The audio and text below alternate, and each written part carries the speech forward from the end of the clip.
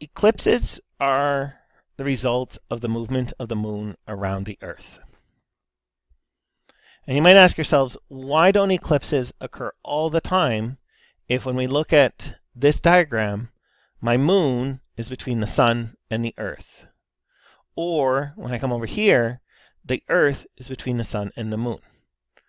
Well, it's because they're not perfectly all on the same plane. So again, if we go back to our paper analogy, if the sun and the Earth are on a paper, the moon goes around the Earth, but it's tilted off of the paper a little bit. So it's not always directly between the Earth and the sun. And also because of that, the Earth is not always directly between the moon and the sun.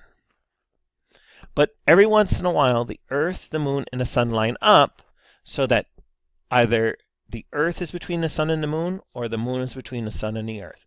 And then we get these fabulous things that we call eclipses, where the shadow of the moon will be cast on the Earth, or the shadow of the Earth is cast on the moon. Okay, I can only get a solar eclipse on a new moon.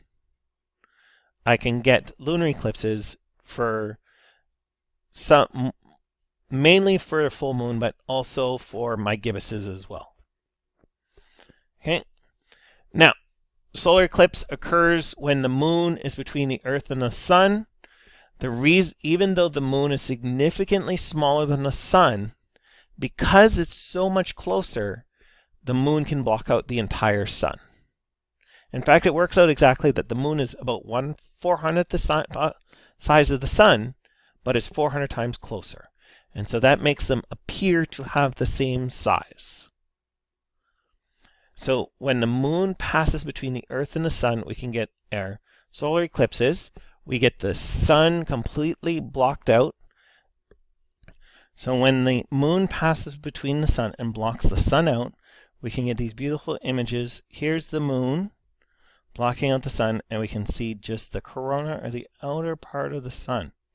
Okay, so these are two different images.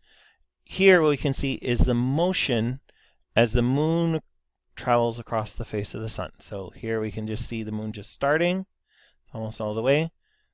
Here's a total solar eclipse, and then the moon moving out from in front of the sun. Okay, and so this is what's happening. Here's my sun. The moon passes between the Earth and the sun during my new moon. And depending where I'm located, if I'm at a certain point behind the moon, I can get a total solar eclipse. But if I'm not in a small area, then I can get a partial eclipse. So depending on where we are, that determines whether we get a total eclipse or a partial eclipse.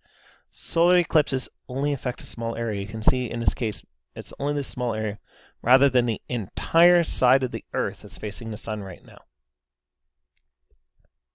Okay.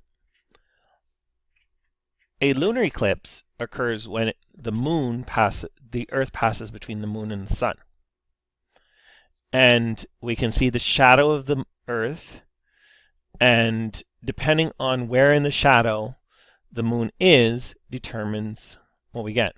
Now, where my solar eclipse will make the sun look completely black, and we just can see the atmosphere of the sun around it, my lunar eclipse, the moon doesn't completely necessarily disappear and go black, but what it will do often is turn red, because the light as it travels through the Earth's atmosphere will bend and still hit the moon.